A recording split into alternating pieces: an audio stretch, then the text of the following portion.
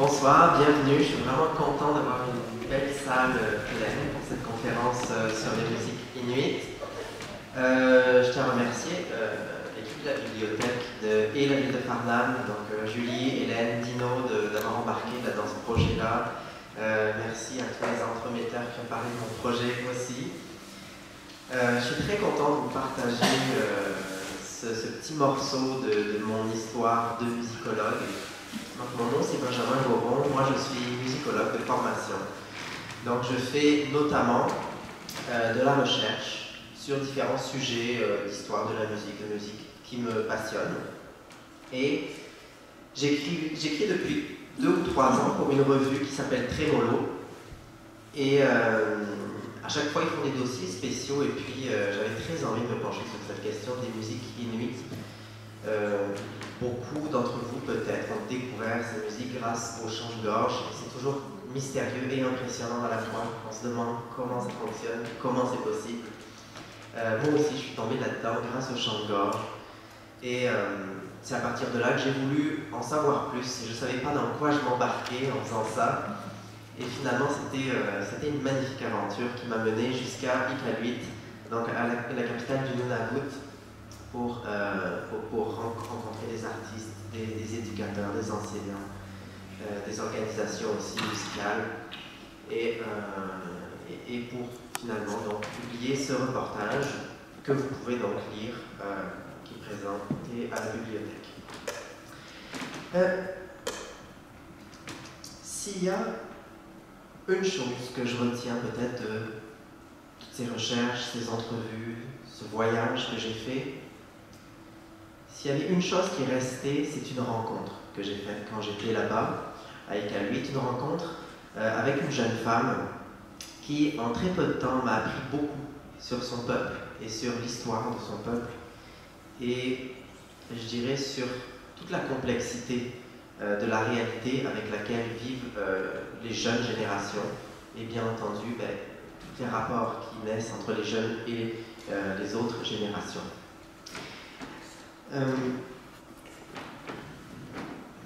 Donc me voilà dans le froid d'Iqaluit. Donc c'est un très beau voyage à faire. Je ne sais pas s'il y en a qui sont déjà allés dans des communautés inuites.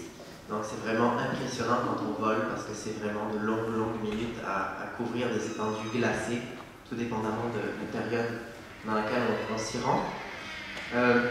Iqaluit, en bas, on voit un petit panorama de la ville. C'est une ville qui est vraiment faite sur le long d'une baie, à droite au fond d'un aéroport, puis vraiment la ville qui contourne en fait toute la baie. Et on voit ici, c'est Olivia Chislett que j'ai rencontrée, et c'est vraiment une rencontre fortuite. Je n'avais pas du tout prévu de la rencontrer en allant là-bas. J'avais 2-3 contacts. Et finalement, en parlant avec différentes personnes que j'ai rencontrées, on m'a référé à Olivia. Et elle est venue me rencontrer, on a passé 2 heures ensemble à discuter, et elle m'a vraiment raconté un petit peu toute sa vie. Et Olivia, elle est née d'un père Inuk et d'une mère qu'on appelle Halunat, c'est-à-dire blanche. Et donc elle a grandi un petit peu dans cet état d'être à moitié Inuk, à moitié blanche. Et donc c'était difficile d'avoir des amis inuits parce qu'elle n'était pas complètement inuite. C'était pas facile non plus d'aller vers les communautés blanches parce qu'il y a quand même à Iqaluit environ 40% de la population qui est soit canadienne, anglophone, soit des Québécois qui vivent là. Et donc, elle a toujours cherché à se rapprocher un petit peu plus de ce côté inuit, de le redécouvrir. Et on parle d'une époque où c'est pas médiatisé, la culture inuite n'existe quasiment pas, ni à la télé, ni nulle part. Et donc, elle va grandir là-dedans, puis elle me racontait vraiment que dès qu'elle voyait des chants de gorge à la télé, là, elle se mettait devant la télé puis elle essayait d'imiter les chants de gorge comme ils faisaient, et c'était très rare. Elle va vivre une adolescence particulièrement difficile, comme c'est le cas de beaucoup de jeunes, dans les communautés du Nord, du Grand Nord. Il y a quand même un taux de dépression et de suicide très élevé. Et Olivia va vraiment se rendre quasiment jusqu'au bout, à 2 doigts de perdre la vie. Et ce qui va la sauver, littéralement, c'est la musique. Et c'est là que mon cœur a bondi, que j'ai accroché, je me suis dit, waouh, c'est incroyable.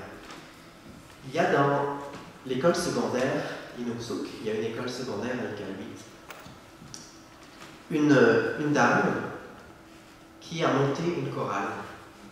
Elle a étudié longtemps, c'est une anglophone qui a étudié pendant longtemps les musiques traditionnelles inuites dans différentes communautés du Nunavut. Et arrivée à Iqaluit, elle a tout de suite pris un rôle dans l'école. Elle a monté un chœur, et ce chœur, elle s'est dit qu'elle avait comme mission non seulement de faire de la belle musique, de se baser sur la culture inuite, mais aussi de promouvoir le vivre ensemble, de promouvoir la justice sociale, le leadership, puis de faire des êtres humains qui allaient être grounded, qui allaient être forts et qui allaient être des modèles pour leur société. Et c'est une mission qu'elle a complètement réussie, et Olivia s'en est un magnifique exemple. Quand je l'ai rencontrée, c'était au printemps, elle a 24-25 ans.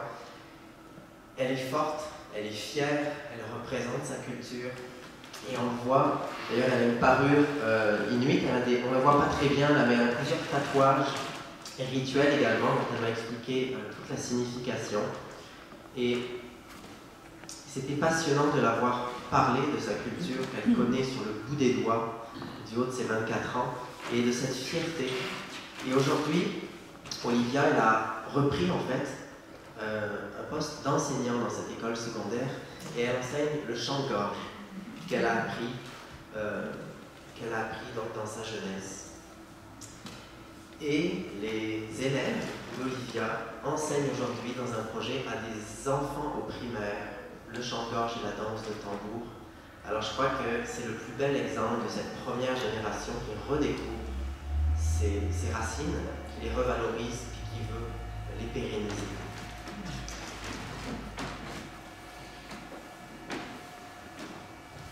On peut regarder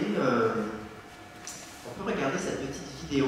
Elle est en anglais, je vais vous mettre les sous-titres, et puis s'il y en a qui ne comprennent pas bien l'anglais, je ferai un petit résumé quand même après la vidéo. Ça résume bien un petit peu le parcours d'Olivia, puis à quel point c'est un modèle aussi dans sa communauté aujourd'hui. Donc allons-y, je vais vous mettre.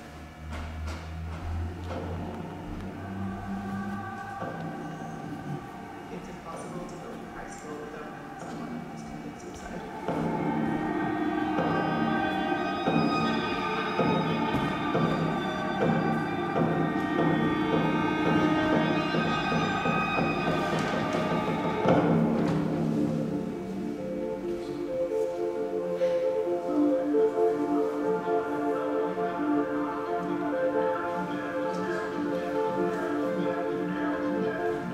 I really like the sound of throat singing.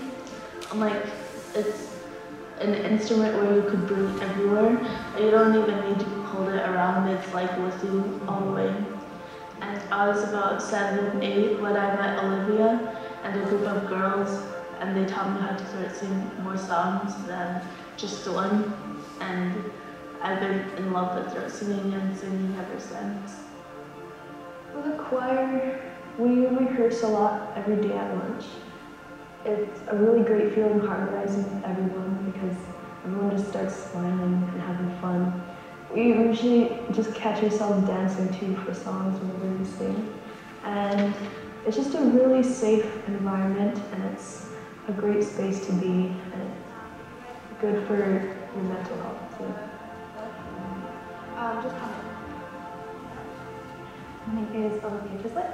I'm an alumni of the Inukshuk Young Dancers, and Mary invited me this past October to become a teacher and teach the kids throat singing. Throat singing is very important because it's like such a connection to the culture, and it was so demonized for such a long time. It's scary to think that such a big part of my life and such a wonderful thing was almost lost. Yeah, so a lot of the struggles right now, we have a lot of substance abuse issues with the youth and with adults because of things like intergenerational trauma, historical trauma, all that loss of culture. People don't feel like they have other ways of coping. There's no way you can get through high school year, at least in my experiences, without being affected by depression in some way. Whether it be like you find out your best friend is depressed, or you yourself become depressed. Poverty and mental illnesses just contribute to that. Because we're so isolated in the island, it's hard, especially in the Richmonds too, that's dark and cold. There aren't very many things for youth to do because boredom takes over.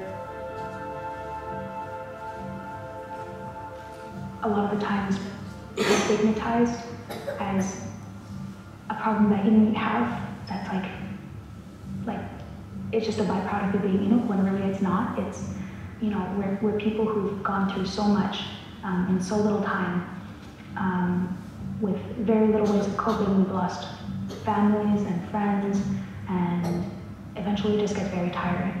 And you kind of lose hope, and you kind of internalize that racism.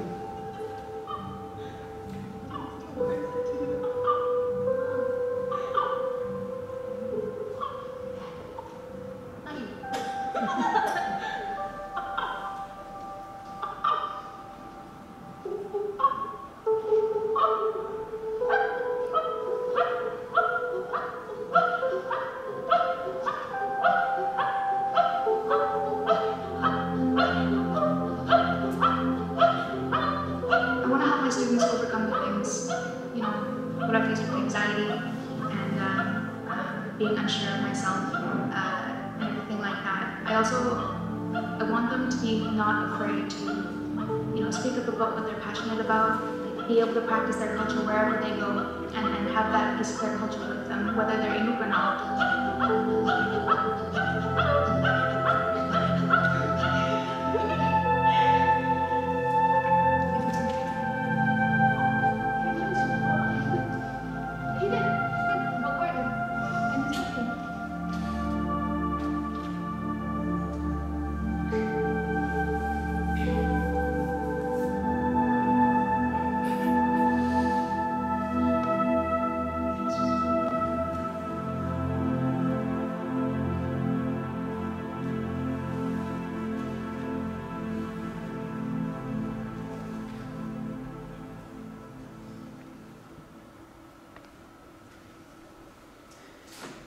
Voilà, donc on voit dans cette vidéo, ça en dit long à la fois sur toutes les difficultés que ces jeunes vivent, et en même temps, une petite étincelle comme ça peut permettre à des jeunes de vraiment se raccrocher à quelque chose, à des moments difficiles, et se raccrocher à leurs racines. On va rentrer donc dans les chants de gorge. Les chants de gorge, qu'est-ce que c'est? On a vu ici dans la vidéo là, un petit extrait rapide où simplement elle commence par s'adresser à un corbeau qui est là, et puis finalement de là découle un chant de gorge, une sorte de dialogue avec ce corbeau et avec ses amis à côté. Et tout est dit en fait, tout est là. Les chants de gorge, ça part de la nature, ça part de cette connexion que ces peuples depuis des millénaires ont avec une nature vierge, une nature qui est vaste également, qui est extrême du point de vue climatique, et de cette connexion donc avec les éléments, avec les végétaux, avec les animaux, naissent naturellement des musiques qui se transmettent de génération en génération et qui se sont transmises depuis des siècles et qui ont failli disparaître, comme elle le dit également dans la vidéo.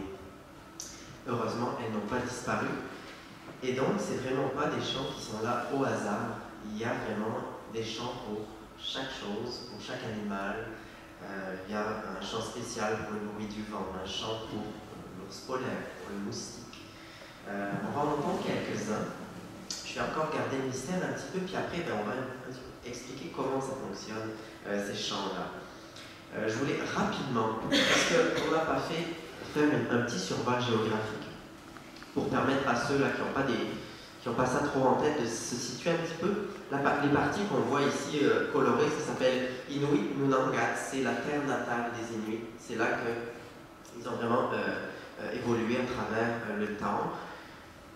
C'est séparé du point de vue du Canada, bien entendu, ça ne s'arrête pas à la frontière. On a des Inuits en Alaska, on en a également au Groenland, on en a aussi dans toute la Sibérie. Donc c'est vraiment tout le monde circumpolaire, donc autour du pôle, où on a des peuples inuits qui sont installés.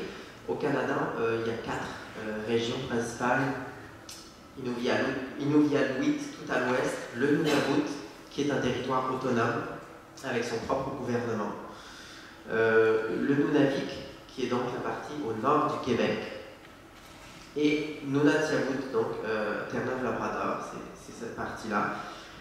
Bien entendu, il y a des communautés éparpillées un petit peu partout sur ces territoires. Chaque communauté a ses propres chants, chaque communauté a sa propre façon d'interpréter les récits de ses ancêtres. Il y a même des instruments qui diffèrent, on le verra tout à l'heure. Donc, il n'y a pas vraiment d'unité à travers toutes ces communautés. Il y a beaucoup de subtilités, beaucoup de différences. Et c'est très intéressant. Donc, moi, essentiellement, je vais vous parler de ce qui se passe au Nunavut et au Nunavik ce soir. Donc, on va écouter quelques chants de gorge, des choses très variées, des choses plus traditionnelles, des choses plus pop, contemporaines. Aussi des projets qui ont été faits avec des orchestres symphoniques. Donc, plein de choses différentes. Puis je vais vous passer des belles photos pendant ce temps-là du Grand Nord. Ce sont des photos. J'ai une amie qui est là-bas, qui est partie en expédition la semaine dernière, qui nous a envoyé de magnifiques photos. Donc, je vais vous faire passer ces belles photos en écoutant les chants de gorge. Comme ça va être inspirant, vous allez y être.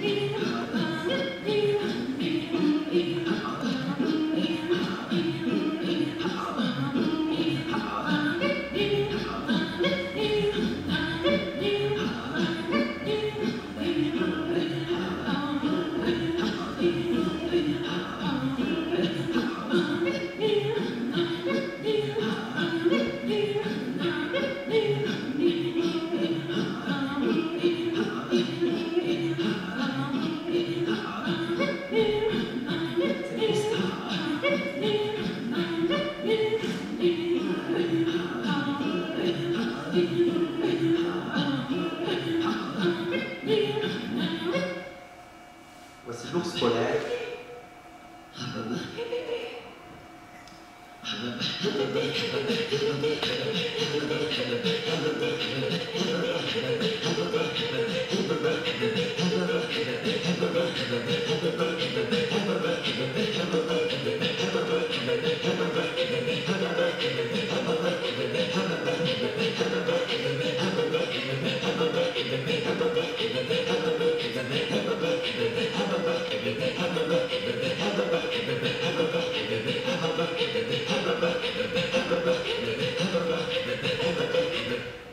On s'en va ailleurs.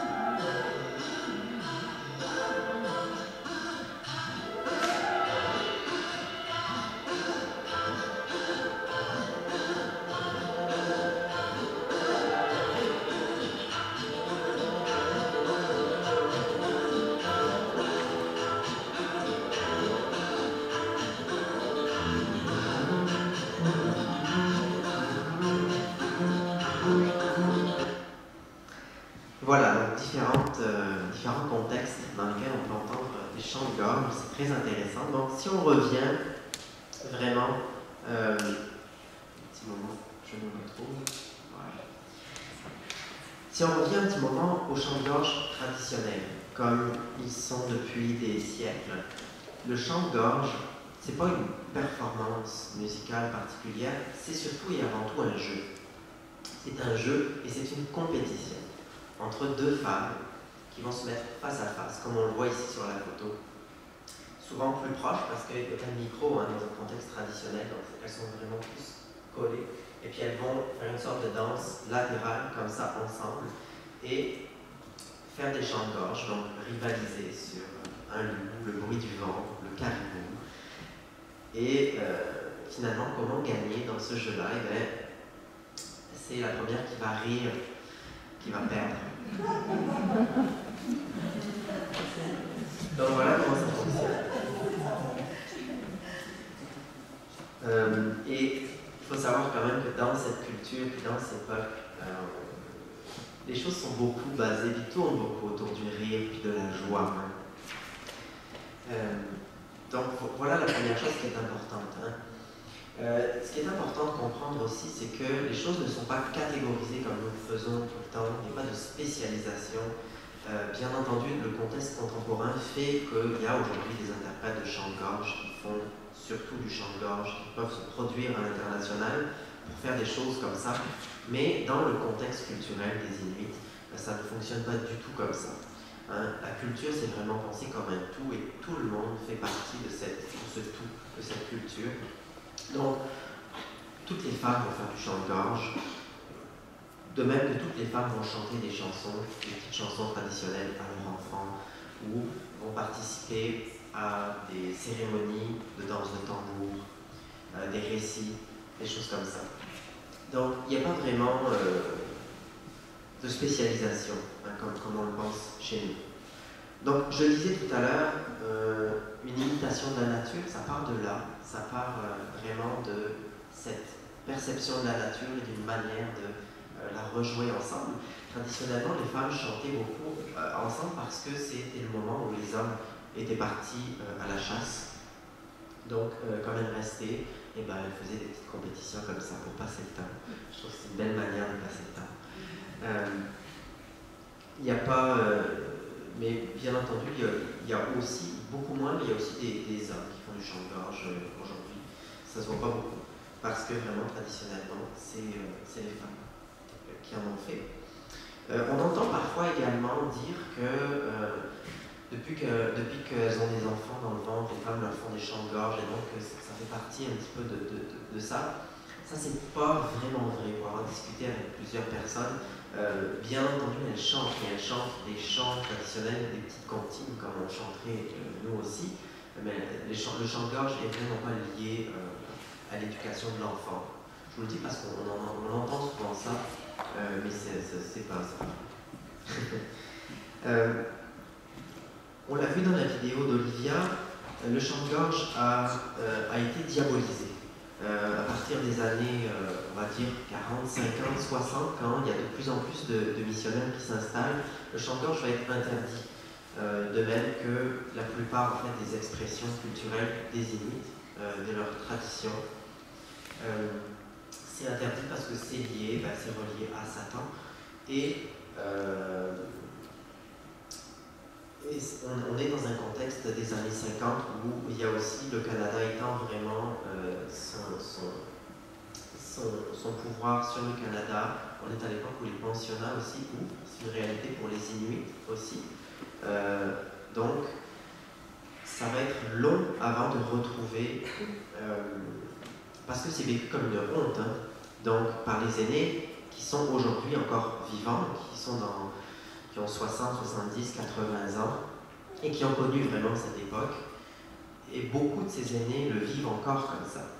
Donc c'est pour ça que le dialogue est très difficile aussi avec les jeunes générations qui veulent vraiment se réapproprier puis retrouver ces racines-là. Donc, c'est ça, il y a vraiment un clash qui se crée dans certains cas.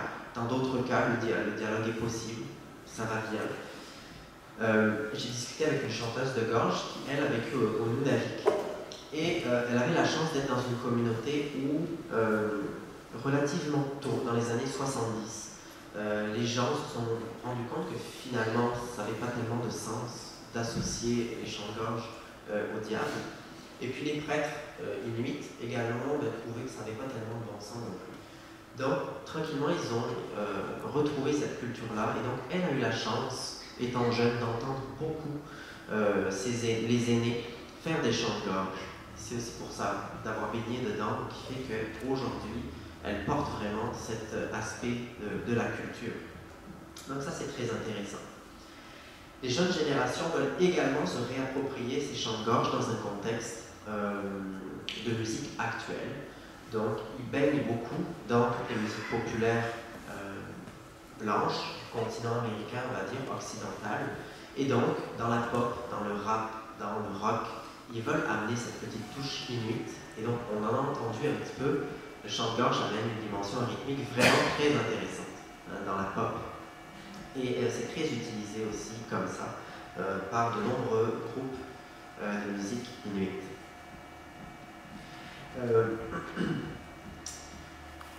Voilà deux chanteuses de gorge. Le dernier extrait qu'on a entendu avec les musiciens d'orchestre, c'était un extrait de l'Orchestre symphonique de Montréal qui interprétait une œuvre d'une compositrice canadienne qui a écrit pour un petit ensemble de musiciens et deux chanteuses de gorge.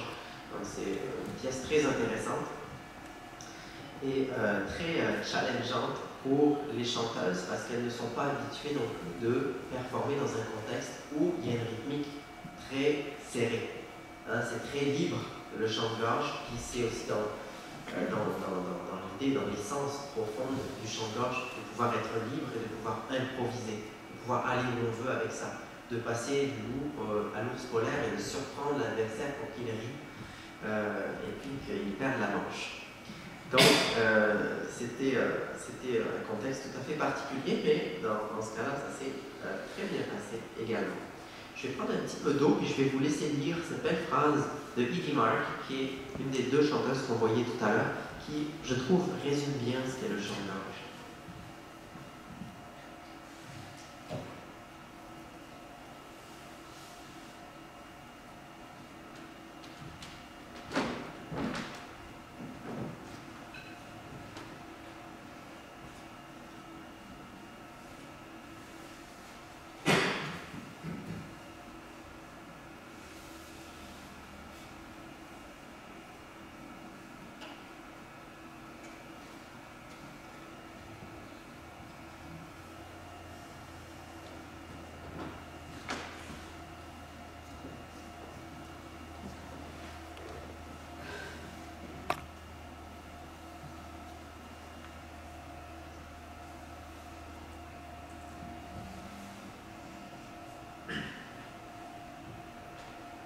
Bonjour tout le monde.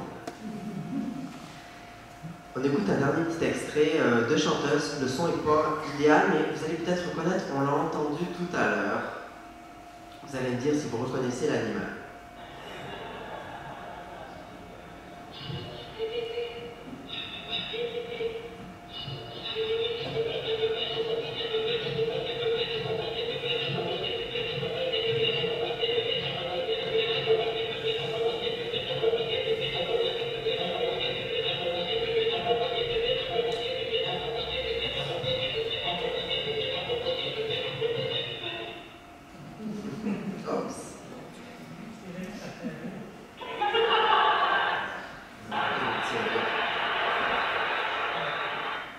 Donc voilà, je ne sais pas si vous l'avez reconnu. C'était l'ours polaire, oui, exactement. Voilà. Ce qu'on a du mal à comprendre en fait quand on entend ça et qu'on se dit mais je ne comprends pas qui fait quoi, parce qu'il y a vraiment une alternance de ce qu'on appelle des sons voisés, des sons qui sont faits avec la voix, et des sons non voisés, des sons qui sont faits avec ce qu'on appelle des fausses cordes vocales, qui sont situées à côté des cordes vocales. C'est ça qui donne le son rauque, guttural. Et donc, il y a une alternance entre ce son guttural puis le son voisé. Et la partenaire en face, elle fait la même chose, mais avec un petit intervalle qui fait que le son guttural arrive en même temps que le chant. Et donc, elles s'alternent cette chose-là toutes les deux. Et puis c'est très difficile donc à percevoir qui fait quoi, et d'autant plus que même on n'arrive pas à voir vraiment quand au niveau du son guttural, c'est quelque chose qu'on n'arrive pas du tout à voir de visu. Donc ça donne vraiment une dimension un peu mystique, un peu mystérieuse. On écoute ce dernier extrait, les Jerry Cans, ça vous dit peut-être quelque chose? Non? C'est un des bands les plus connus des bands inuits les plus connus. Donc vous allez entendre cette petite pièce. On a aussi du chant de gorge ici, donc je l'ai trouvé intéressante. Et ça va terminer la petite partie chant de gorge. Donc.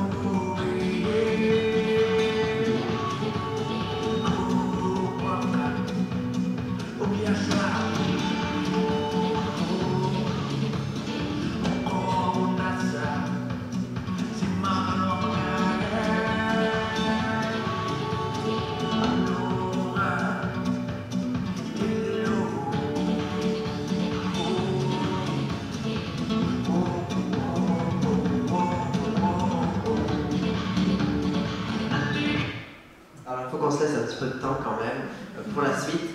Vous pourrez aller écouter dans le magazine, si vous allez regarder, il y a le dernier article, il y a une suggestion d'artistes, il y a environ une vingtaine d'artistes, donc il y a des suggestions d'écoute si vous voulez en voir. Pour ceux qui ont Spotify, il y a aussi, en tapant Inuit Music, il y a des listes de musique inuit où on peut écouter toutes sortes de musique, c'est ce qu'il y avait en fond quand vous êtes arrivé. Donc c'est très intéressant de mettre ça, ça s'écoute bien. Voilà ce qui clôt un petit peu la partie sur le chant de gorge. On va passer dans le tambour traditionnel, qui est l'autre grande expression musicale inuit dans un contexte traditionnel. Alors très rapidement, je vous les présente. En haut, c'est un tambour traditionnel qu'on retrouve dans le Nunavut, puis dans les parties de l'Est. Et en bas, c'est le tambour qu'on va retrouver traditionnellement dans les parties plus à l'ouest et en Alaska. Donc, c'est deux tambours qui sont différents, on le voit. Le tambour, ça se dit kilaot en inuit, et le petit bâton, ça se dit katuk. Donc, les bâtons sont différents, mais la manière de jouer est très différente aussi. Je vous montrerai deux vidéos tout à l'heure, puis on va le voir. Au Nunavut, on joue vraiment. C'est vraiment une danse, comme on le voit sur la gauche. C'est une danse, puis c'est presque une danse où le danseur va entrer en transe, puis il sort complètement du rythme, puis il part dans son histoire, dans son interprétation. Et puis le son est très différent, puisqu'on va taper là on tape sur la partie en bois du tambour, donc ça fait résonner le tout. Alors au contraire, on va taper sur le tambour avec la petite baguette à l'ouest, et c'est beaucoup plus dans un contexte rythmique d'accompagnement. Donc il y a deux manières vraiment très différentes de jouer. Et j'ai eu la chance, quand j'étais avec Louis, d'arriver au moment où il y avait un grand masterclass de danse de tambour qui avait lieu. Donc j'ai pu voir vraiment des maîtres donner des cours de danse de tambour, j'ai vu toute une cérémonie également à la fin. Donc c'était très intéressant. Là encore, je le disais tout à l'heure, on n'est pas dans quelque chose de spécialisé, il n'y a pas des interprètes spécialisés qui font que ça du matin au soir, comme nous, il y a des musiciens d'orchestre qui s'enferment dans un cubicule pour maîtriser leur instrument d'un bout à l'autre. C'est pas du tout la vision, ici c'est vraiment pensé comme un tout. Et donc la danse de tambour prend son sens au sein d'une cérémonie. Et cette cérémonie, souvent, ce qui va être important dans cette cérémonie, c'est les récits, c'est les histoires. On se regroupe et puis on raconte des histoires. Il y a des aînés qui sont là, donc ça c'est ça que j'ai vu également.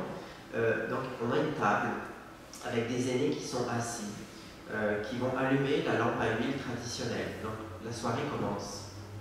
Et là, il va y avoir toutes sortes de numéros qui s'enchaînent. Des numéros de chant de gorge, des numéros de danse de tambour, et des danses très différentes. Il peut y avoir des danses de groupe où tout le monde se rappelle l'histoire de la chasse qui a eu lieu l'été passé. Mais il y a aussi des sortes de duels de danse de tambour, où là, il y a une sorte de règlement de compte qui se fait entre deux. Donc, on invente des histoires pour un petit peu se représenter des réalités qui vont nous permettre d'acquérir une certaine sagesse, une certaine morale également. C'est comme ça que sont pensées ces soirées-là. C'est très intéressant, c'est très vivant aussi. Et puis ça se termine que finalement le public rentre en scène qui danse avec tout le monde. Et donc c'est vraiment très beau et très intéressant à voir. Et donc c'est dans l'une de ces soirées que j'ai pu voir ces performances de danse de tambour. C'est du tissu à droite?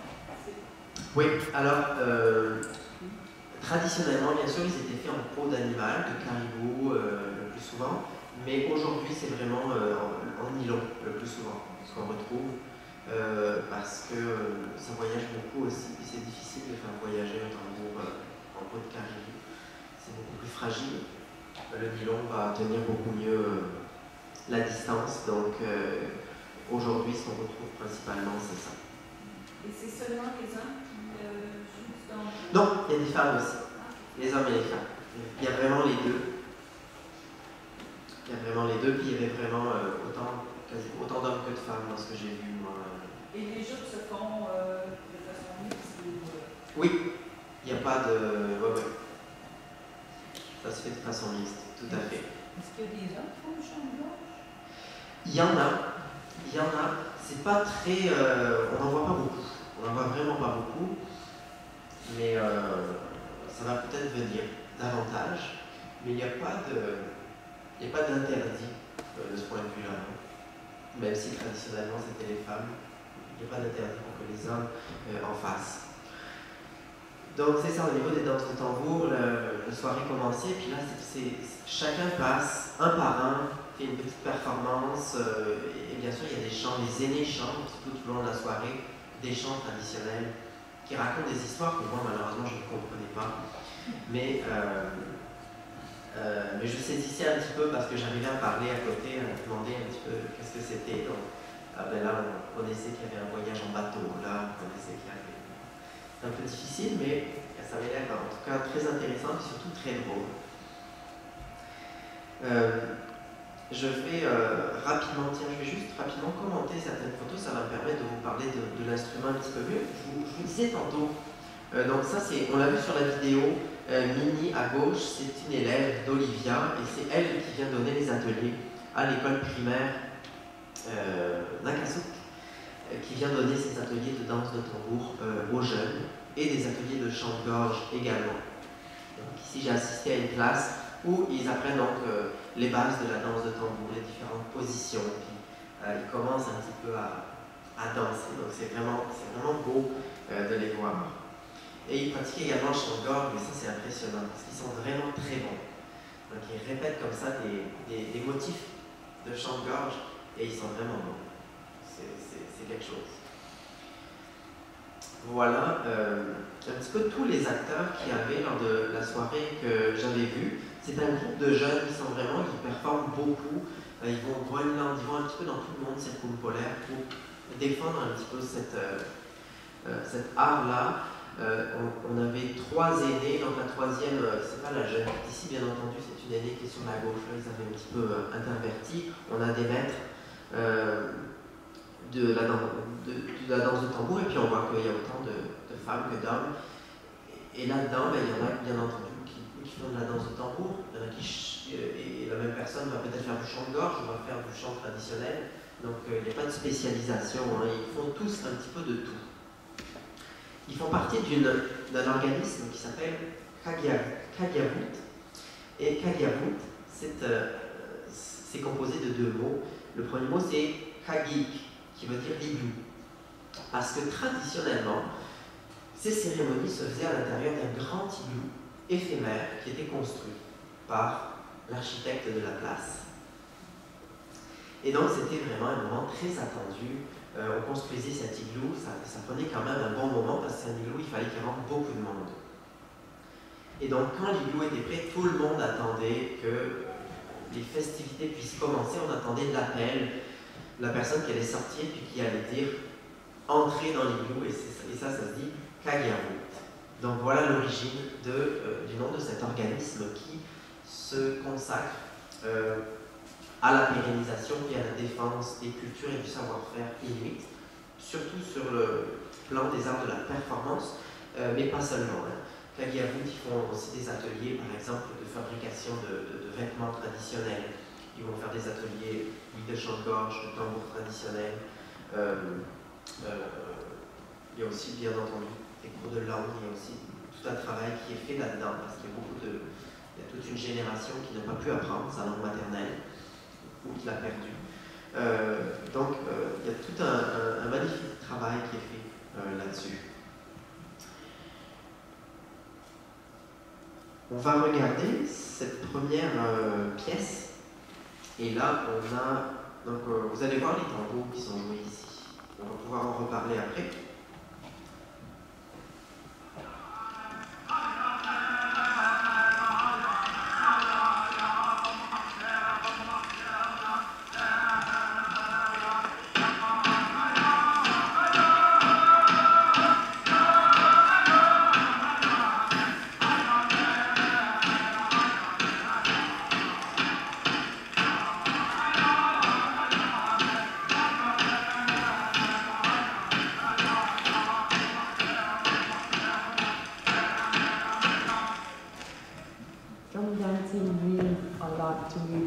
I grew up with both styles from my great-grandmother and my mother, and my grandparents also from the Western style.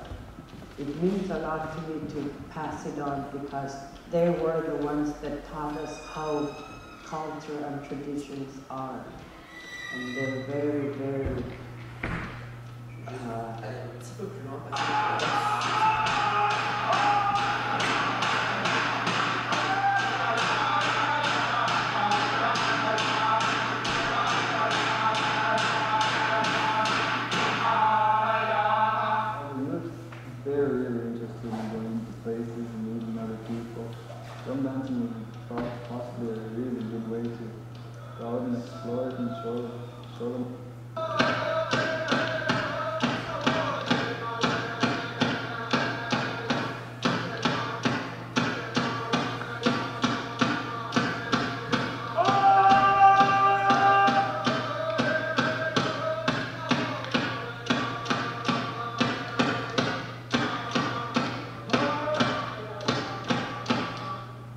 Voilà, on n'a pas de mal à imaginer un épisode de chasse qui est relaté ici, hein, avec même le bruit des balles. Donc là, on le voit, c'est le petit tambour de l'Ouest, hein, vous l'avez reconnu, avec la petite baguette, et on a quelque chose de très rythmique, hein, qui va vraiment accompagner ces moments, ces petites cérémonies. Et maintenant, on va regarder, je vous parlais tout à l'heure de la chorale qu'il y avait à Iqaluit, à l'école secondaire. Voici un extrait de leur spectacle, et donc on voit vous allez voir qu'il y a autant des chants que du tambour, il y a beaucoup de choses. Donc, on va regarder ça. Si ça vous tente.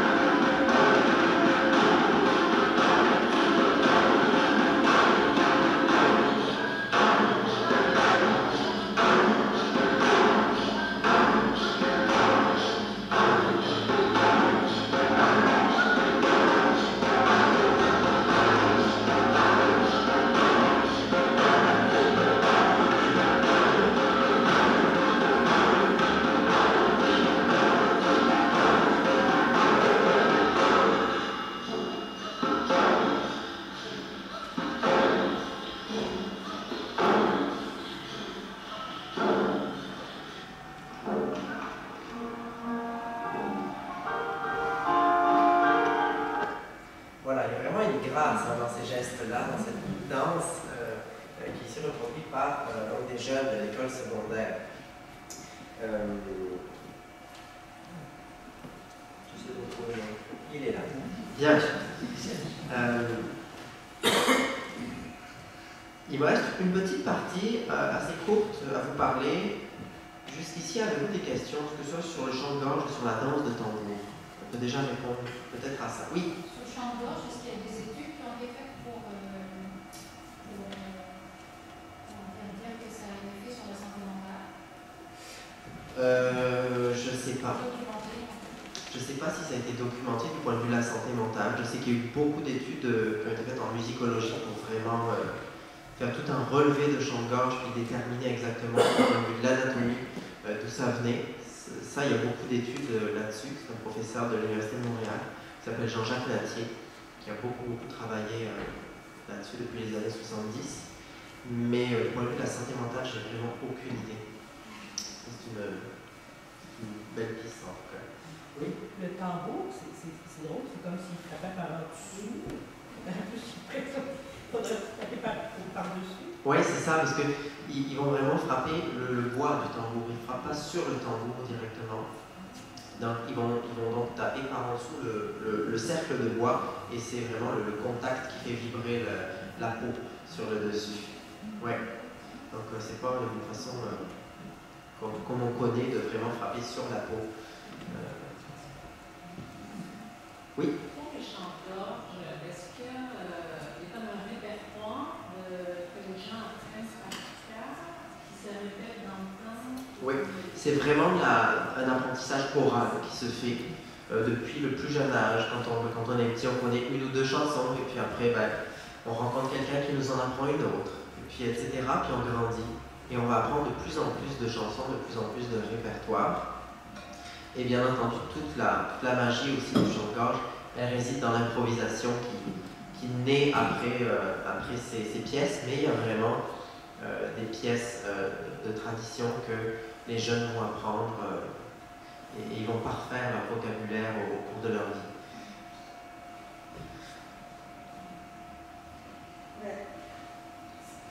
Le chant choral, quand on chante dans une chorale, on est vraiment unis, hein? Ça nous unit. Et là, ils sont vraiment face à face, à l'écoute d'un. Ça doit être bien fort, j'imagine. Oui, c'est l'expérience. Oui, oui. Humainement, ça doit être très fort comme expérience. Ouais, c'est un très bel exercice. Ouais, je suis tout à fait d'accord. Et puis d'être en groupe aussi, en chorale, comme on l'a vu là, c'est aussi une belle façon de communier par la musique. Et ce qu'on entendait là, c'était des chants donc, traditionnels autochtones qui ont été arrangés pour chœur et piano par cette professeure Mary Piercy Lewis, dont je vous parlais tantôt, et qui a d'ailleurs publié le premier recueil de partitions de chant choral inuit. J'en ai, je pense, j'ai une petite. Il me semble que j'avais mis une petite photo de ça, je ne me souviens plus. Peut-être que je l'ai plus. Oui, donc c'est chouette aussi parce que ça va permettre aux futures générations d'avoir ces répertoires, de les pratiquer, peut-être de fonder d'autres chœurs dans d'autres communautés. Donc ça, c'est très intéressant. Est-ce qu'il y avait la question? Oui? Vous dites qu'il n'y a pas beaucoup d'hommes qui pratiquent ça, mais est-ce que ça s'est déjà fait, un couple, un homme, une femme, faire un changement? Moi, j'en ai jamais vu. J'en ai jamais vu. J'ai vu quelques vidéos avec des hommes qui le pratiquent tout seuls, qui pratiquent le chant de gorge, mais dans un contexte cérémoniel ou dans un contexte de concert, j'ai jamais vu deux hommes et j'ai jamais vu un homme et une femme.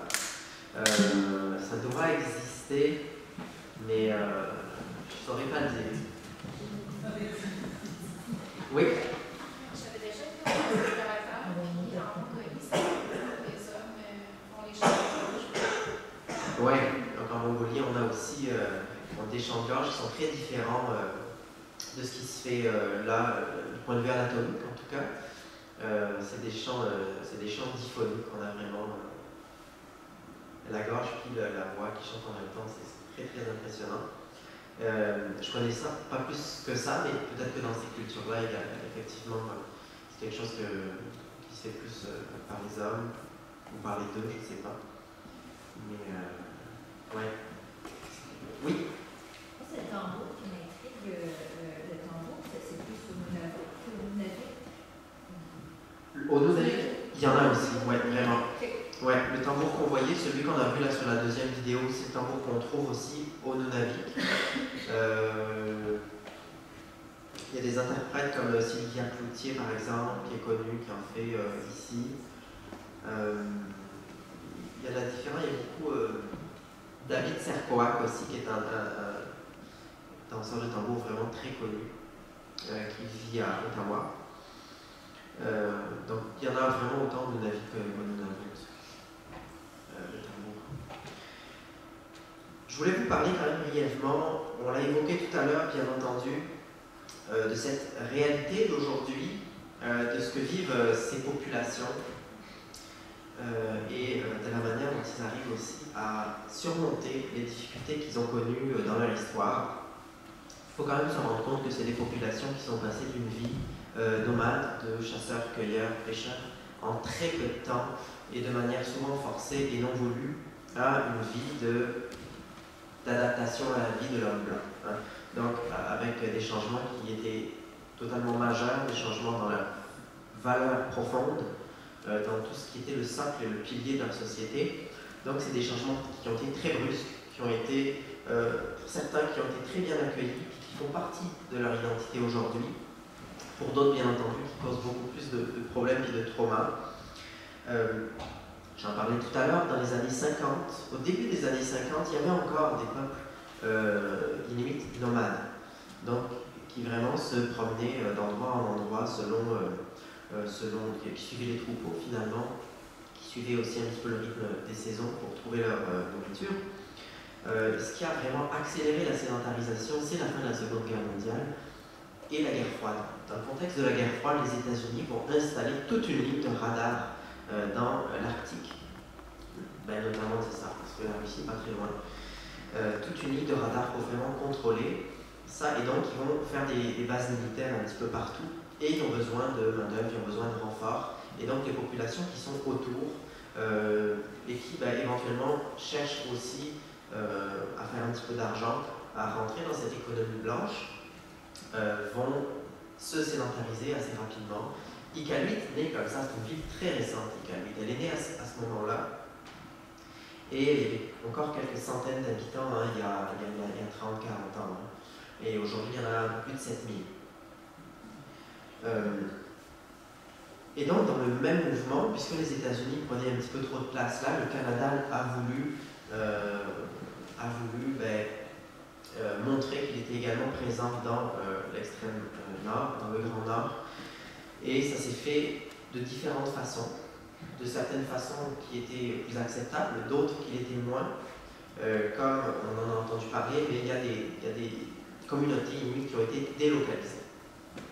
Dans l'extrême nord, on leur a vanté qu'ils trouveraient des terres abondantes de chasse, de pêche, etc. Ils se sont retrouvés dans des endroits où c'était carrément invivable, où il n'y avait pas de chasse, de pêche qui était possible. Et en plus, ils ont été en cours de route séparés, alors que le Canada leur avait garanti qu'ils resteraient entre familles. Donc c'est vraiment quelque chose qu'ils vivent comme un grand traumatisme.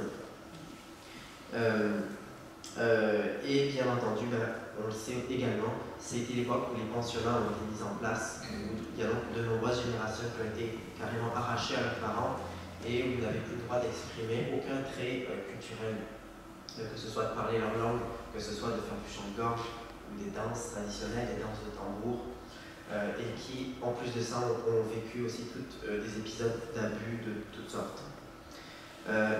Donc, il y a cette réalité. La commission de vérité et réconciliation a qualifié en 2015 de génocide culturel ce qui s'est passé avec les Inuits. Hein.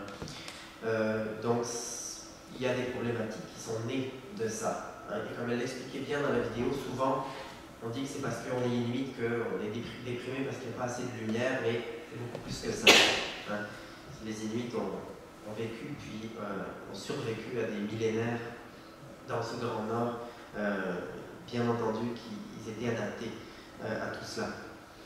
Donc, des hauts taux de suicide, beaucoup d'insécurité alimentaire, beaucoup des conditions de logement qui sont vraiment déplorables et beaucoup de problèmes de santé. Tout ça se rejoint ensemble. J'ai eu l'occasion de le voir à Iqaluit. On a vraiment une population inuite qui est encore beaucoup moins aisée que les populations blanches qui vivent là. Il y a même au bord de la plage des petites cabanes en plywood, là, pas isolées, avec des trous dedans, puis des poêles au gaz, puis il y a des gens qui vivent là à l'année. Il y en a. Pour le reste, moi j'ai été hébergé un petit peu dans le centre, en quelque sorte, là, de la ville, dans un quartier vraiment à majorité inuite. Et ça ressemble à des shacks, pas très beaux. C'est là-dedans qu'ils vivent. Il y a bien entendu d'autres maisons qui sont plus jolies, parce qu'il y a le gouvernement du Nunavut qui est là, parce qu'il y a aussi toutes sortes d'institutions, mais c'est rarement des Inuits qui vivent là-dedans. Donc il y a encore des inégalités assez profondes aujourd'hui. Mais malgré ça, l'heure est à la redécouverte, l'heure est à la préservation et elle est à la revitalisation de cette culture. Et autant justement des personnes qui viennent du sud, parce que tout ce qui est bien entendu au sud de ce grand nord s'appelle le sud, hein, donc vous vivez tous dans le sud.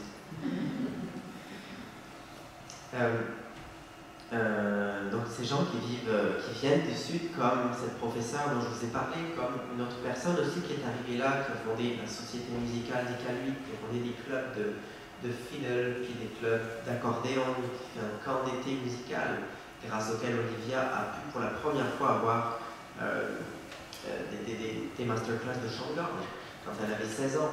Donc il y a des choses comme ça qui naissent, il y a une communauté qui est quand même tissée serrée et qui va essayer de grandir là-dedans, puis de se retrouver.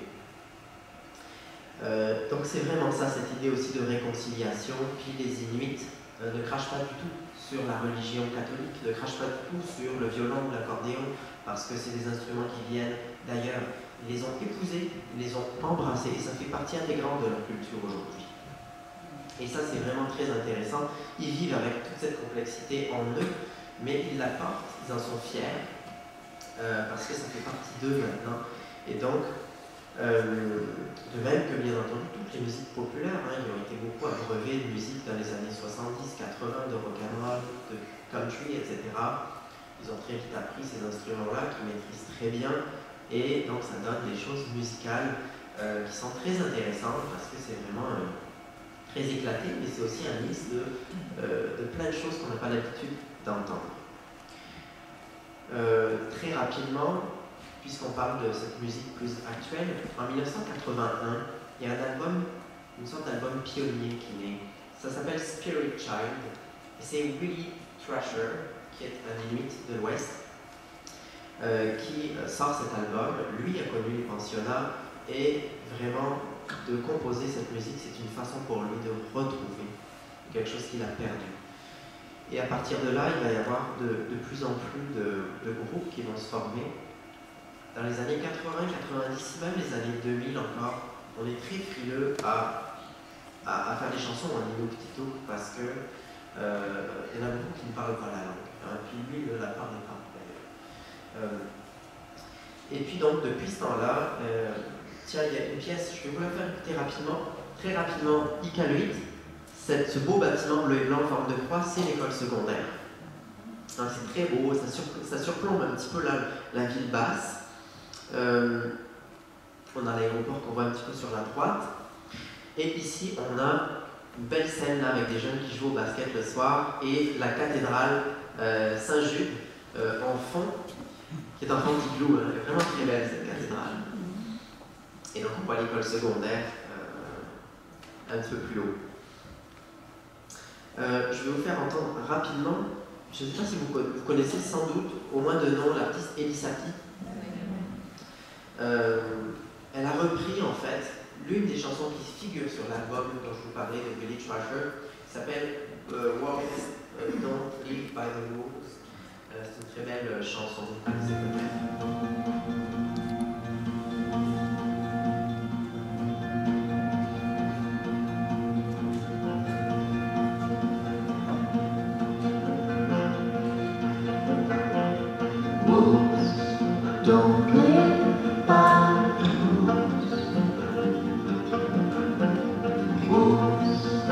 Don't live by the rules.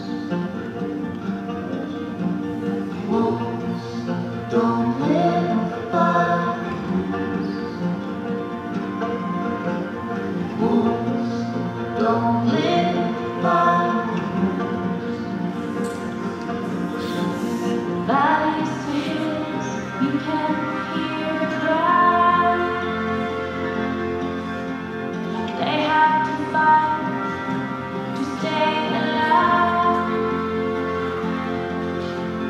No one contingent, Mother Nature knows the reason why. Oh, rules, don't live by the rules. Oh, rules, don't live by the rules.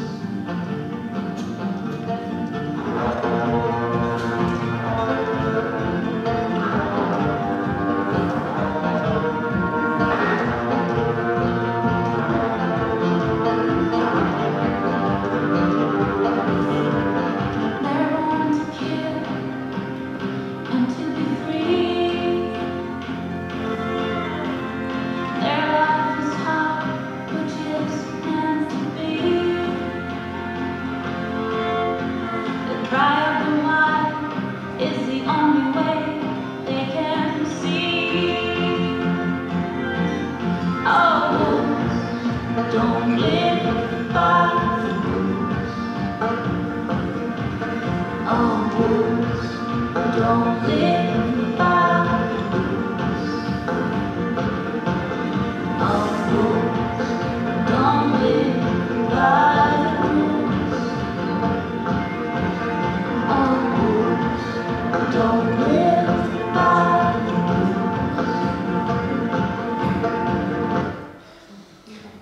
Donc voilà cette chanson d'Elie Sapi, donc très belle chanson et des très belles images en plus. Donc, les thèmes qu'on retrouve aujourd'hui dans les chansons actuelles, c'est des thèmes qui cherchent à célébrer le territoire. On le voit ça beaucoup dans les vidéoclips. Il y a beaucoup de vidéoclips qui sont tournés justement en nature avec les groupes, etc. On veut vraiment célébrer le territoire.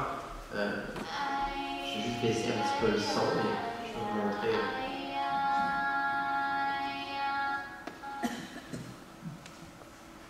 Voilà par exemple un exemple de ça avec Angela Marwalik, qui est une jeune artiste pop. Donc on retrouve vraiment beaucoup ça, le territoire est très présent. Une autre chose, c'est bien entendu de retrouver la langue, de retrouver l'Inuktitut. C'est récent, mais il y a de plus en plus de chansons qui se créent, et donc c'est autant d'occasions de se réapproprier cette culture, mais aussi d'apprendre la langue, parce que c'est plus facile d'apprendre la langue quand on chante une chanson. Hein. Donc, et bien entendu, cette volonté de retrouver aussi une stabilité du point de vue social. Donc, il y a tout un bassin de jeunes artistes qui est quand même important compte tenu de la population qui est quand même très faible d'Inuit. Tout un bassin d'artistes et il y a de plus en plus d'initiatives qui sont faites également. Vous le verrez, vous pourrez le lire dans le petit magazine, il y a vraiment un article qui est consacré juste à ça, les initiatives pour permettre à ces jeunes de grandir et d'avoir des possibilités, que ce soit des cours de musique, mais que ce soit aussi l'apprentissage de certains logiciels, de travailler un petit peu avec des studios professionnels, comme on peut travailler ici, pour leur permettre peut-être un jour aussi d'intégrer un petit peu cette industrie qu'on a ici, d'avoir le rayonnement, tout en conservant bien entendu leur culture. Je terminerai simplement en vous disant que si vous êtes intéressé à en apprendre davantage sur le sujet, il va y avoir en rediffusion en octobre un concert de l'Orchestre Métropolitain qui a été fait très récemment, il y a quelques jours, et où il y a une œuvre d'Elie Sapi, une œuvre qui a été créée par Elie Sapi pour orchestre, donc qui part de ses chansons, et c'était magnifique. J'étais au concert d'ouverture il y a quelques jours, puis je peux vous assurer que les gens dans la salle, il y avait une émotion très intense, puis des applaudissements très très nourris, et l'œuvre est magnifique. Donc ça va être en web diffusion, regardez ça, l'Orchestre Métropolitain. Et à partir de novembre, au Musée des Beaux-Arts de Montréal, il y a une exposition sur la place de la musique dans l'art inuit. Donc ça va être également très intéressant, donc sans doute de très belles choses à voir là également, des représentations, donc de chanteurs de corps, de danseurs de tambour, etc. Et puis, si vous avez de dernières questions, je vais les prendre avec plaisir. Et en attendant, moi, ça termine ma présentation. Avez-vous des questions?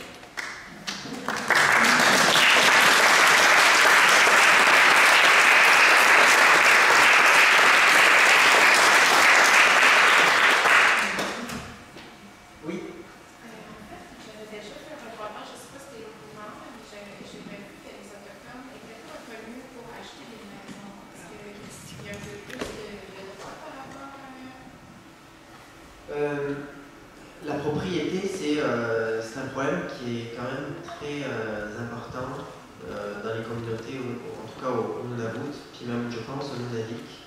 Il y a vraiment une crise en fait, du logement, il n'y a pas assez de logement pour le nombre d'habitants. Les maisons sont également très très chères, donc c'est peut-être aussi le barrage qu'il y a, parce que la population... Oui? Je pense que c'est parce que les Autochtones ne peuvent pas faire d'emprunt bancaire, ils sont dans le désert, ils n'ont pas le droit d'acheter des terrains. Alors, je pense que c'est pour ça qu'au Nunavik, ce sont des logements sociaux, l'Office municipal d'habitation qui loge les gens. Alors, je pense que c'est...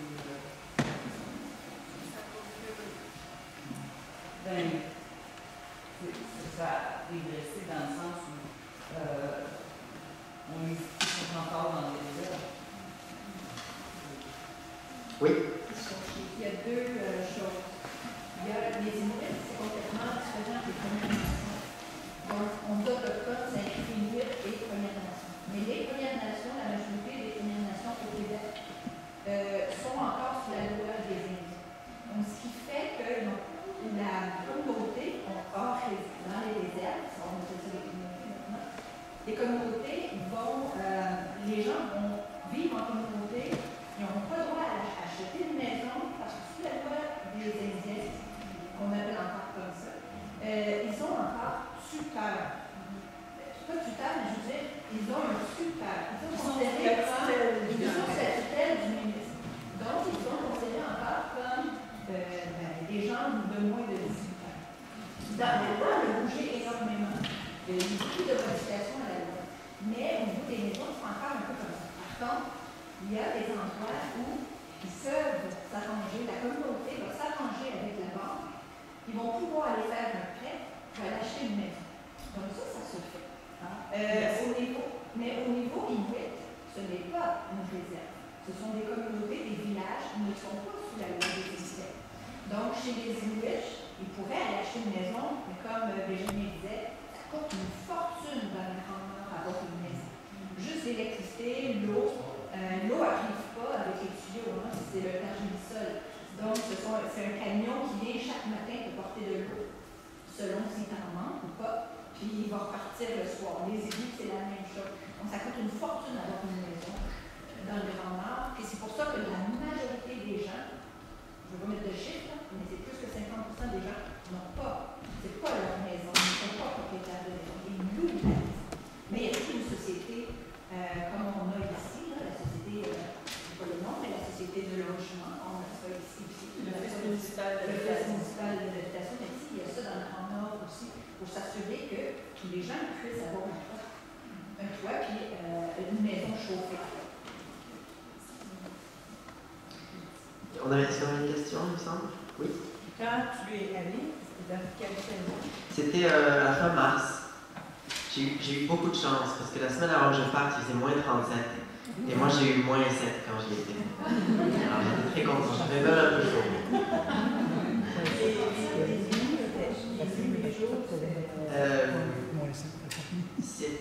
Ça commençait à être des journées quand même assez intéressantes. Je dirais 10-12 heures de jour. Ouais. Je pense qu'il y avait... Oui? Je sais, ça va, j'allais dire au champ de gorge. de quelle façon est-ce qu'ils émettent le son qui vient de la gorge? Est-ce que vous savez...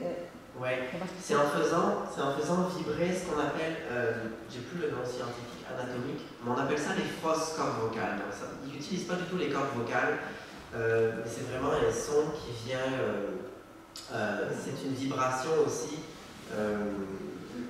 mais j'en sais pas tellement plus en détail, c'est vraiment un son guttural qui est pas le son de la voix, qui est vraiment une vibration. Du bas de la gorge. On a été dit par le monsieur qui s'abaigne en eau glacée, là. Voyons. Juste que leur métabolisme est un petit peu plus adapté que le nôtre. C'est assez fait des sons de gorge.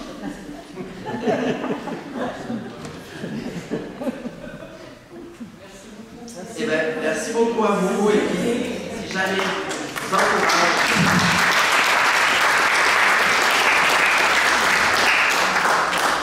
Je vous encourage à regarder les billets d'avion de temps en temps. Ce ne sera peut-être pas le même confort qu'un voyage dans le sud, mais un voyage dans le nord, ça en apprend beaucoup.